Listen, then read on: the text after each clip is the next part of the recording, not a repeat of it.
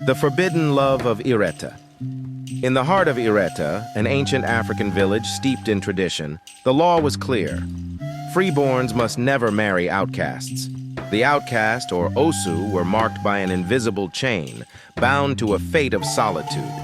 To defy this was to defy the gods themselves. Adaeze, the 25-year-old princess of Irete, was a vision of grace and beauty, with dark, smooth skin that gleamed under the sun, moderate dimples that adorned her smile, and hair woven into intricate patterns befitting her royal status. She ventured into the forest, as she often did, to gather herbs for her personal rituals, a brief escape from the confines of her royal duties. Suddenly, a rustling in the bushes. Before she could react, a leopard leaped out, its eyes fixed on her as it snarled. Adaeze took to her heels with her heart pounding in her chest.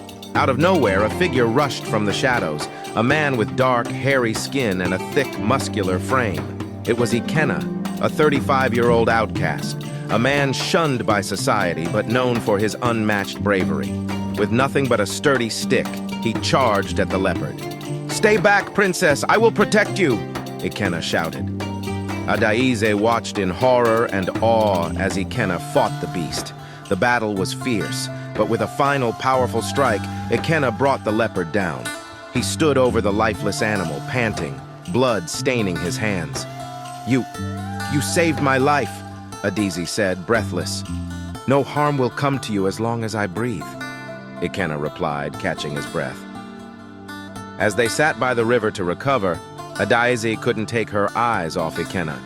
Despite the dirt and blood, there was something undeniably captivating about him. "Why would you risk your life for me? An outcast for a princess?" Adaeze asked softly. "I would risk everything for you, even if the world deems me unworthy. Your life is worth more than mine," Ikenna said, gazing into her eyes. "You are not unworthy to me. Ikenna, I love you," Adaeze whispered, leaning closer.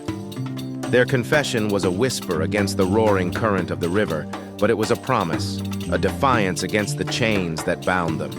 The news of their encounter spread like wildfire, reaching the ears of Adaeze's father, the 60-year-old king of Ireta. A man of dark, weathered skin and a stern face, the king's word was law, and his anger was the stuff of legend. He stormed into Ikenna's hut, accompanied by his royal guards. The humble dwelling was no match for the king's towering presence. "Ikenna! How dare you touch my daughter? You are an OSU, an outcast. You will stay away from her or face a fate worse than death," the king thundered. Ikenna stood tall, defiance burning in his eyes, but before he could speak, the king's guards descended upon him. They beat him with cruel efficiency, their fists and sticks leaving deep bruises and bloody gashes. "I love her. I would die for her," Ikenna managed to say through gritted teeth. "Then die you shall, but not by my hand. Stay away from my daughter, or I will ensure your death is slow and painful," the king spat in disgust. Back in the royal palace, Adaeze was confronted by her father. The king's fury was unmatched, his voice echoing through the walls of the royal hut. "You have disgraced our family, Adaeze. How could you love an outcast? Do you wish to bring ruin upon us?" the king roared. Adaeze, with tears streaming down her face, fell to her knees. "Father, I love him. I love him more than life itself. Please, let us be together," Adaeze sobbed. "Love? Love is not for you to decide. You are a princess, bound by duty, not by foolish desires," the king replied coldly. Desperate and heartbroken, Adaeze ran to her chamber and, in a moment of utter despair, fashioned a rope, intending to end her life. As she tied the knot, her vision blurred by tears, the image of Ikenna's bruised face flashed in her mind. But just as she was about to step off the stool, the royal guards burst in, cutting her down and saving her life.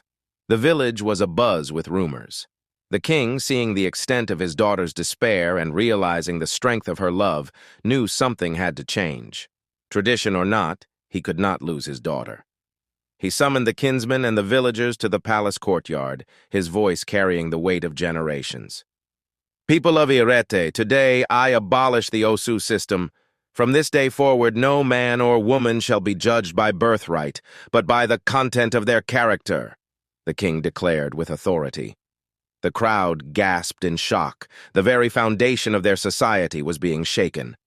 But as they saw the princess, her face pale and tear-streaked, standing beside Ikenna, the outcast who had saved her life, they began to cheer. Change had come to Ireta. In a celebration unlike any the village had ever seen, Adaeze, the princess with dark, smooth skin and elaborate hair, was wed to Ikenna, the brave outcast with a thick, hairy body and our love was